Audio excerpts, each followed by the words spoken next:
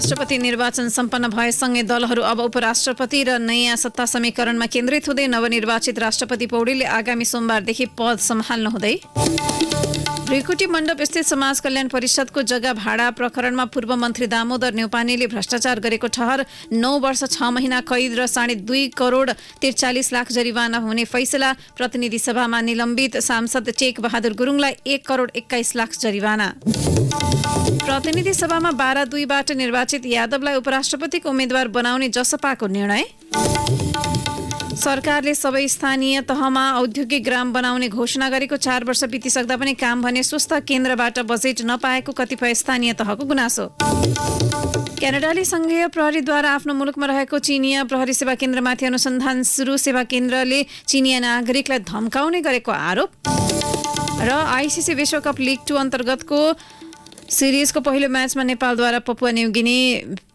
52 रनले पराजित ओपनर आसिफ शेखको उत्कृष्ट ब्याटिङ।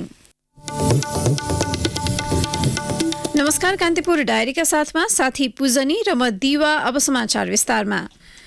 कांग्रेसका वरिष्ठ नेता रामचन्द्र पौडेल ठूलो मतान्तरले मुलुकको तेस्रो राष्ट्रपतिमा निर्वाचित हुनुभएको छ। 9 दलीय गठबन्धनको साथ पाएका पौडेलले एमालेका उम्मेद्वार सुभाष चन्द्र नेमुवाङलाई 18,284 मतभारले पछि पार्दै राष्ट्रपति चुनिनु भएको हो।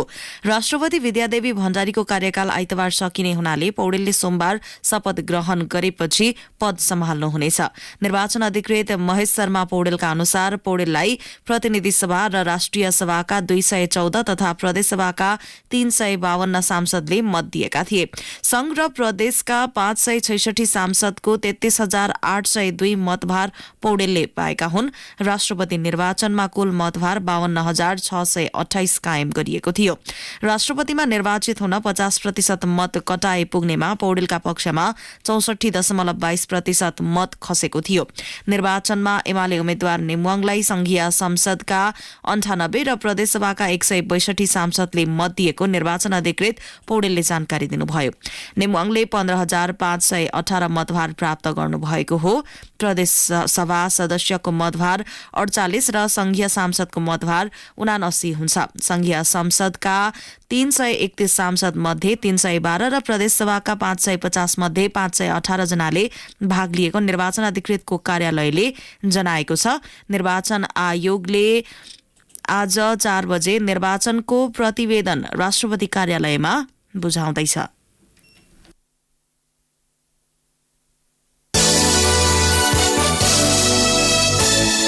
गत मंसिरमा सम्पन्न निर्वाचनबाट पहिलो दल बनेको नेपाली कांग्रेसका वरिष्ठ नेता रामचन्द्र पौडेलले तत्कालीन सत्ता गठबन्धन भत्किएर अर्को गठबन्धन बनेपछि राष्ट्रपति बन्ने मौका पाउनु भएको हो। 78 वर्षीय पौडेल यसअघि एक पटक सभामुख सहित थुप्रै पटक मन्त्री हुनुभएको थियो। प्रस्तुत छ पौडेलको जीवनी सम्बन्धी एक सामग्री।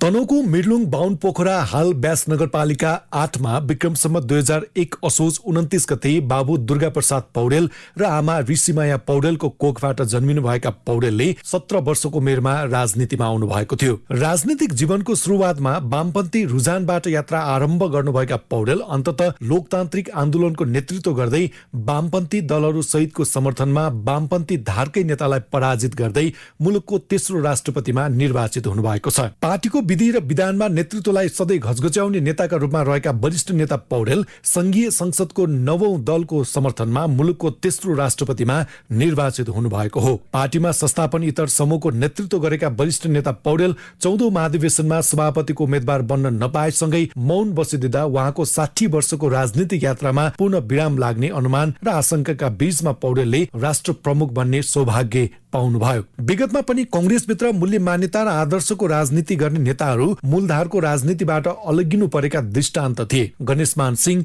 कृष्ण प्रसाद भट्टराई, सीके प्रसाई, महेन्द्र नारायण निधि, भीम बहादुर तामाङ, महेश्वर प्रसाद सिंह जस्ता पूर्ववर्तीहरूले भोगेको नीतिमा 14औं महाधिवेशनबाट पौडेलको पनि नाम थपिने कतिको आकलन थियो। 14औं महाधिवेशनमा मौन बस्दा होस् वा संसदीय दलको नेतामा सभापति शेरबहादुर देउवालाई समर्थन गर्दा पौडेलले आलोचना खेप्नु पर्यो। 17 वर्षको कलिलो उमेर उमेरबाट राजनीतिक आरम्भ गर्नुभएका पौडेल संसदीय अभ्यासमा अब्बल नेताका रूपमा चिनिनुहुन्छ। विक्रम सम्वत 2017 पुस 1 गते जननिर्वाचित संसद भङ्ग गर्दै प्रधानमन्त्री बीपी कोइराला लगायतका नेतालाई जेल हालिएको विषयमा विरोध गर्दै प्रजातान्त्रिक आन्दोलनमा होमिएका पौडेल आफ्नो राजनीतिक जीवन कालमा शालीन नेताको परिचय बनाउन सफल हुनुभएको थियो। विक्रम सम्वत 2027 मा नेवी संघ स्थापना हुँदा संस्थापन सदस्य रहनुभएका पौडेल 2040 देखि केन्द्रीय राजनीतिमा प्रवेश गर्नुभएको थियो। उहाँ पार्टीको केन्द्रीय सदस्य हुँदै 2062 देखि 2064 सम्म महामन्त्री, 2064 देखि 2072 सम्म उपसभापति, 2064 देखि 2070 सम्म संसदीय दलको नेता र 2072 पछि लगातार वरिष्ठ नेताका रूपमा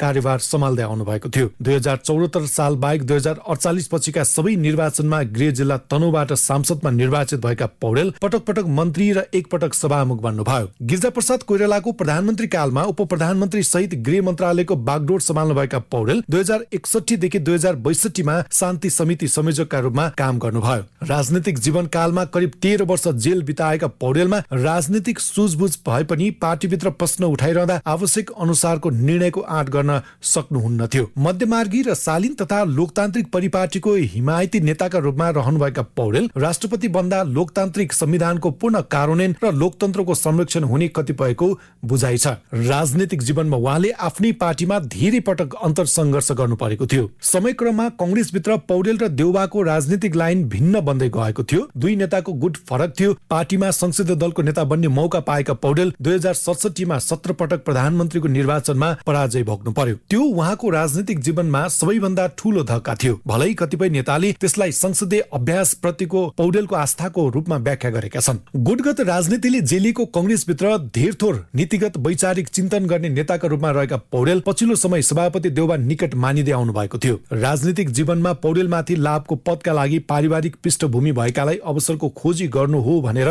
आलोचना पनि भएका थिए। सामाजिक काममा पनि सक्रिय रहने पौडेलले 2020 मा जापान सरकारले प्रदान गर्ने राजकीय सम्मान अर्डर अफ द राइजिङ सन प्राप्त गर्नुभएको थियो। अध्ययनमा रुचि राख्ने पौडेलले नेपाली साहित्यमा स्नाकोत्तर तहसम्मको अध्ययन पूरा गर्नुभएको छ भने 11 पुस्तक प्रकाशित छन्। रेडियो कान्तिपुरका लागि सन्तोष गन्धर्व।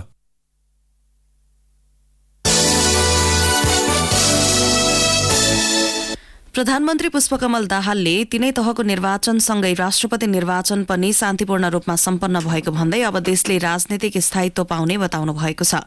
राष्ट्रपति निर्वाचनको मत सार्वजनिक भएसँगै संसद भवनमा पत्रकारहरूसँग कुरा गर्दै प्रधानमन्त्री दाहालले उपराष्ट्रपति निर्वाचन पश्चात विकास निर्माणमा केन्द्रित हुने धारणा राख्नुभयो। उहाँले उपराष्ट्रपतिको निर्वाचन लगत्तै सरकार विस्तार हुने भएकाले अब जनताले परिवर्तनको महसुस गर्ने बताउनुभयो।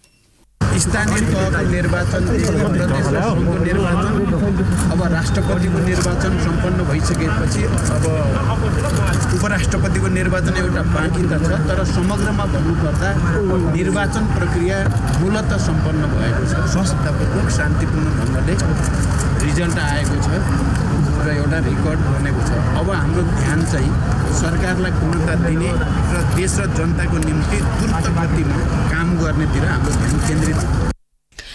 राष्ट्रपति निर्वाचन सम्पन्न भएसँगै दलहरूले ध्यान उपराष्ट्रपति निर्वाचन नयाँ सत्ता समीकरणमा केन्द्रित गरेका छन्। उपराष्ट्रपतिको निर्वाचन चैत 3 गते हुँदैछ। प्रधानमन्त्री पुष्पकमल दाहाललाई दिएको विश्वासको मत एमाले र राप्रपाले फिर्ता लिएर सरकारबाट बाहिरिएकाले कंग्रेस, जसपा, एकीकृत समाजवादी, लोकतान्त्रिक समाजवादी पार्टी, नागरिक उन्मुक्ति पार्टी र जनमत पार्टी सहितको नयाँ सत्ता समीकरण बन्नेछ। संसदको चौथो शक्ति राष्ट्रिय स्वतन्त्र पार्टीले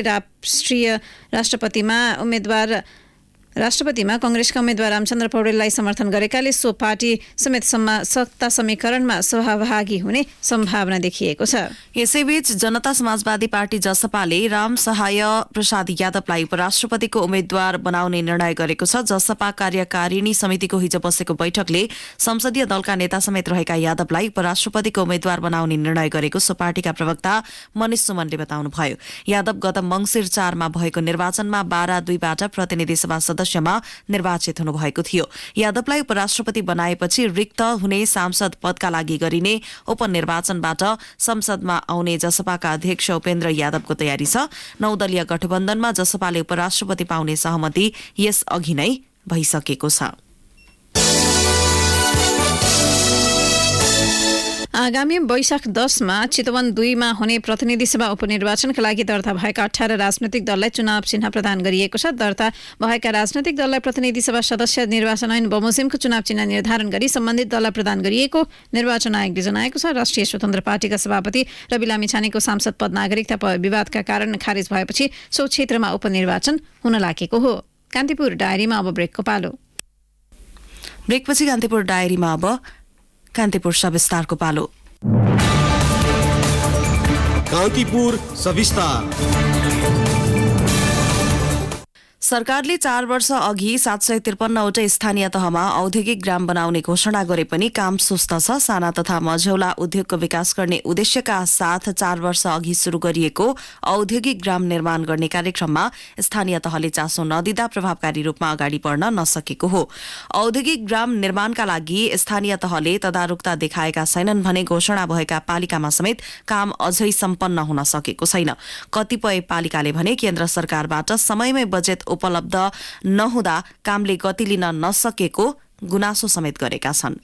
सरकारले आर्थिक वर्ष 2075-76 को बजेट मार्फत प्रत्येक स्थानीय तहमा औद्योगिक ग्राम स्थापना गर्ने घोषणा गरेको थियो। प्रत्येक पालिकामा एक औद्योगिक ग्राम स्थापना गर्ने लक्ष्य सहित शुरू गरिएको औद्योगिक ग्राम निर्माण कार्यक्रममा हालसम्म 113वटा घोषणा भइसकेका छन्। घोषणा भएका औद्योगिक ग्राम मध्ये अछामको मल्लेख गाउँपालिकाले मात्रै निर्माण सम्पन्न गरी सञ्चालनमा ल्याएको छ। आर्थिक वर्ष 2076-77 देखि 2080-81 भित्र 351वटा औद्योगिक ग्राम स्थापना गर्ने योजना राष्ट्रिय योजना आएको छ। स्थानीय स्तरमै रोजगारीका अवसर सृजना गर्ने, स्थानीय स्रोत साधन, कच्चा पदार्थ, प्रविधि र सिपको अधिकतम उपयोग गर्ने, साना उद्योगको विकास गरी उत्पादन बढाउने उद्देश्यले सरकारले सो कार्यक्रम ल्याएको हो। पाल्पाको रामपुर नगरपालिका 7 का वडा अध्यक्ष दोबराज तिवारी ग्राम निर्माणको लागि ठेक्का प्रक्रियाको काम भइरहेको बताउँछन्। त्यसको पहिलो चरण काम परेको बजेट काम गरियो, पोहोर साल चाहिँ काम भएन त्यहाँ।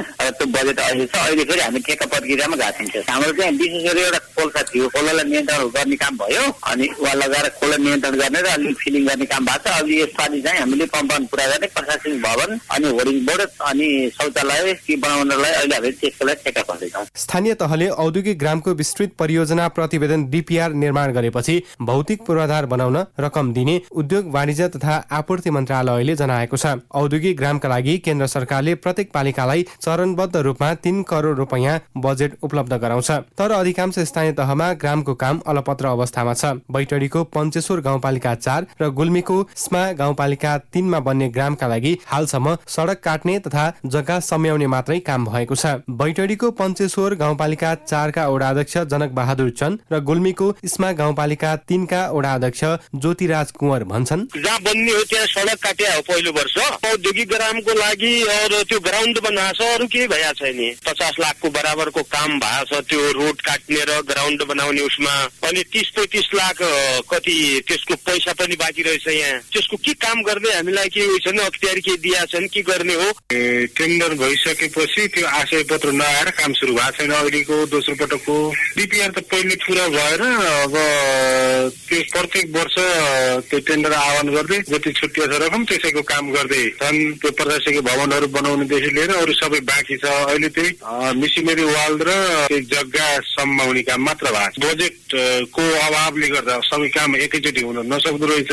सरकारले स्थानीय स्तरमै रोजगारी सृजना गर्न स्थानीय तहमा औद्योगिक ग्रामको अवधारणा ल्याएको थियो। स्थानीय सरकारबाट अपेक्षित प्रस्ताव नआएको तथा विभिन्न प्रक्रिया पूरा गर्नुपर्ने भएकाले ग्राम निर्माणको काममा ढिलाइ भएको बताउँछन् उद्योग मन्त्रालय अन्तर्गतको औद्योगिक पूर्वाधार तथा वातावरण महाशाखाकी सहसचिव चन्द्रकला पौडेल। कुनै पनि विकास आयोजनाहरू निर्माण हुनको लागि एउटा निश्चित प्रक्रिया पूरा गर्नु पर्दाखेरि हामी ती कामहरू पनि गर्नु पर्यो। DPR ले केही समय लाग्छ। DPR नसकी फेरि EIA हुँदैन। DPR को आधारमा EIA बन्छ अथवा IE हुने हो, त्यसले पनि केही समय लाग्यो। त्यसपछि खरिद प्रक्रियाहरू पनि हाम्रा अब 30 दिनको नोटिस, त्यसपछि त्यसको इभ्यालुएसन, त्यसपछि बिडहरू अगाडि लैजाने यी प्रोसेसहरू पनि हुने भएको हुँदा निर्माण भन्दा अगाडि पनि केही समय लाग्यो। ठुलो ह्युज एमाउन्टको त्यो कार्यविधि अनुसार DPR अलिक ठुलो अङ्कको बन्यो भने हामीले दिने पैसा पैसा चाहिँ हामीले म्याक्सिमम 3 करोड रुपियाँसम्म दिने भनेका छौँ होइन। त्यो रिसोर्सेसको ग्यापले पनि कहिलेकाहीँ समय लाग्छ के। घोषणा भएका औद्योगिक ग्राम समेत कुनै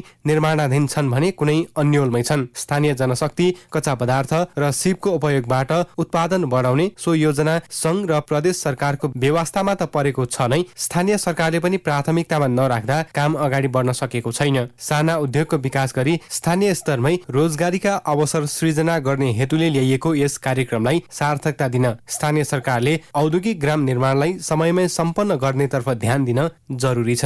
रेडियो कान्तिपुरका लागि सूरज राज थला। कान्तिपुर सविस्तार।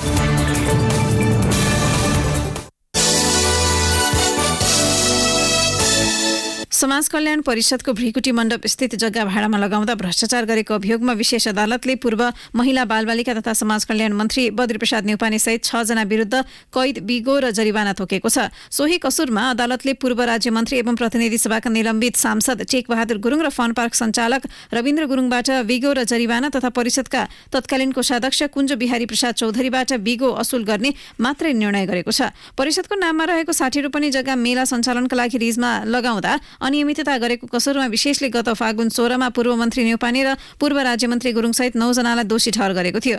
उनीहरूको सजाय हिजो निर्धारण गरिएको छ। अदालतका अनुसार दोषी ठहर प्रतिवादीबाट बिगो र जरिवाना बापत 40 करोड रुपैयाँ असुल गर्नुपर्नेछ। विशेष अदालतका उपरजिस्ट्रार नारद प्रसाद भट्टराईका अनुसार पूर्व मन्त्री न्यौपाने विरुद्ध 9 वर्ष 6 महिना कैद, 2 करोड 43,68,803 रुपैयाँ बिगो र त्यति नै जरिवाना असुल हुने फैसला भएको छ। परिषदका तत्कालीन उपाध्यक्ष प्रमोद मेहता, सदस्य सचिव रविन्द्र प्रसाद ठाकुर, परिषद सदस्य हरि न्यौपाने, मोहनराज शर्मा र मदन कुमार लाल कर्ण विरुद्ध 2 करोड 43,68,803 रुपैयाँ बिगो र त्यति नै जरिवाना असुल हुने फैसला भएको छ।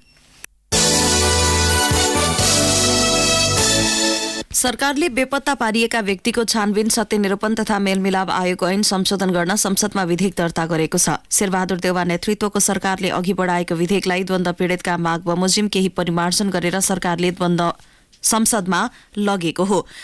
कानून, न्याय तथा संसदीय मामिला मन्त्रालयले हिजो दर्ता गराएको विधेयकमा अघिल्लो विधेयकमा रहेको द्वन्द्वकालीन घटनाको मुद्दा हेर्ने विशेष अदालत उप पुनरावेदन नहुने प्रावधानलाई फेरेर त्यस उप सर्वोच्च जाने अधिकार पीडितलाई दिएको छ।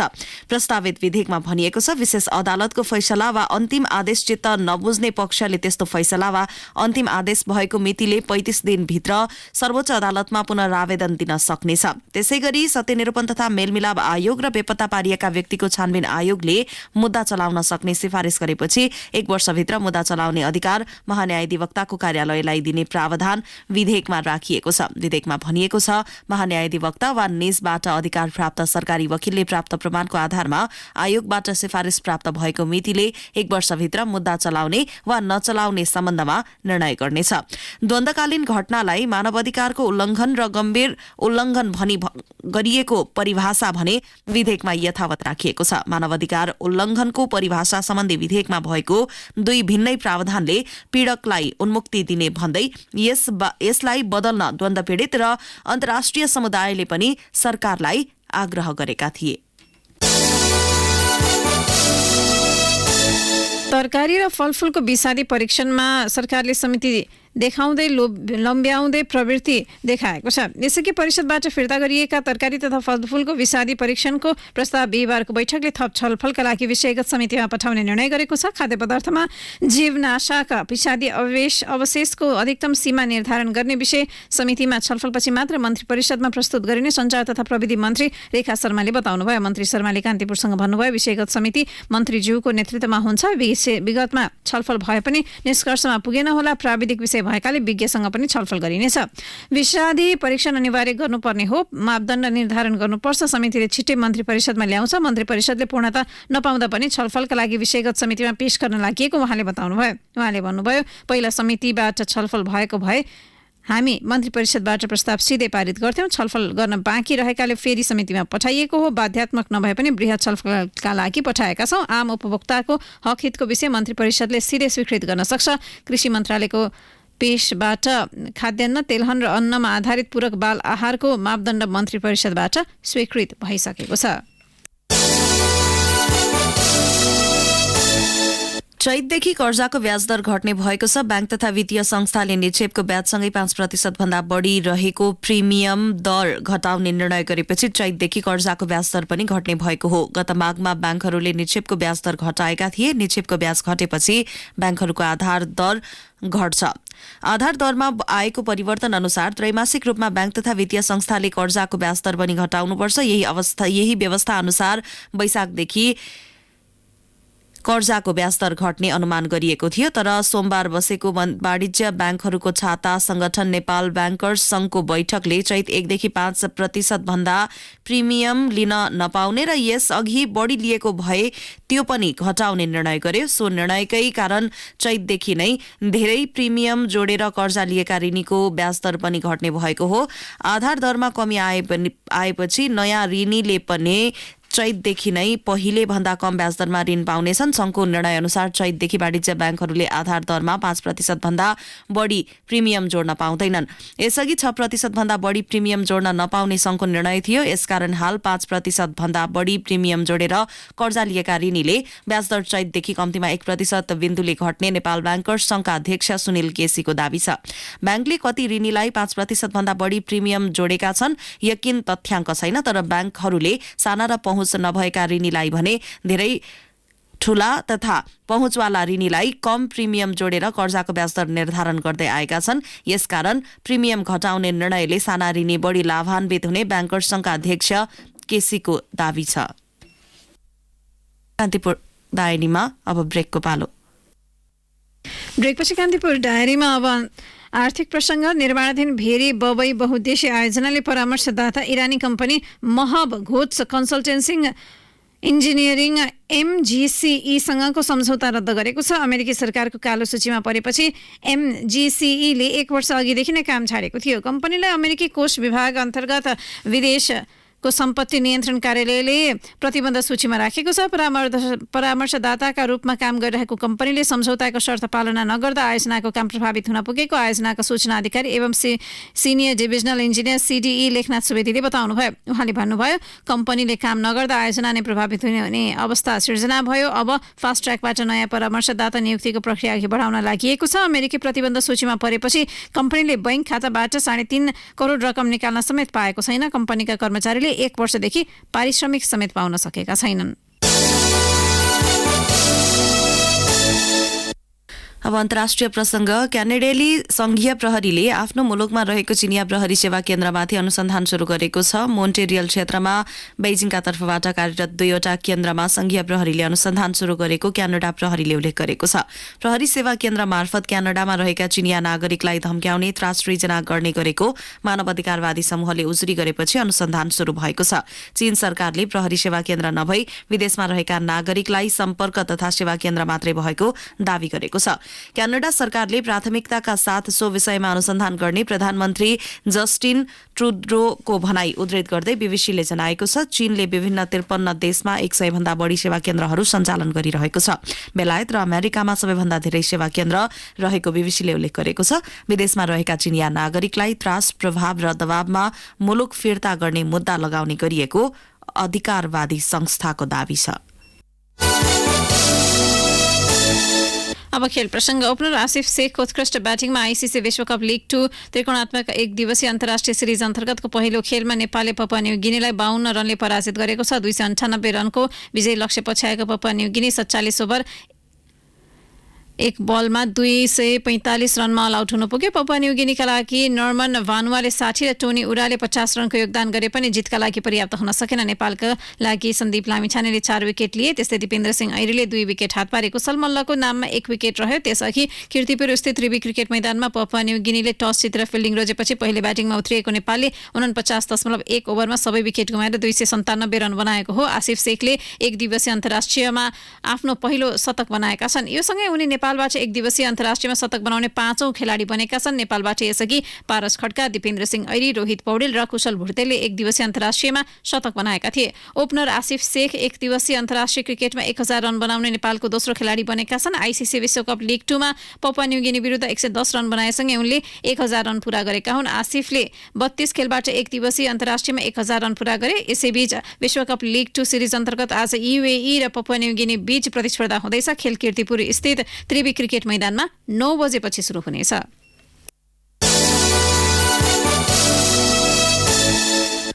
अब मौसम सम्बन्धी जानकारी। मुलुकमा हाल पश्चिमी वायुको सामान्य प्रभाव रहेका कारण देशका पहाडी भूभागमा आंशिक बदली रहने तथा बाँकी स्थानको मौसम सामान्यतया सफा रहने जल तथा मौसम विज्ञान विभागले जनाएको छ। साथै उच्च पहाडी तथा हिमाली भूभागका केही स्थानमा हल्का वर्षा तथा हिमपातको सम्भावना छ। काठमाडौँ उपत्यकाको न्यूनतम तापक्रम 10 डिग्री सेल्सियस मापन गरिएको छ। अधिकतम तापक्रम 25 डिग्री सेल्सियस पुग्नेछ। सूर्योदय बिहान 6 बजेर 19 मिनटमा भयो भने सूर्यास्त भरै साँझ 6 बजेर 9 मिनटमा हुनेछ।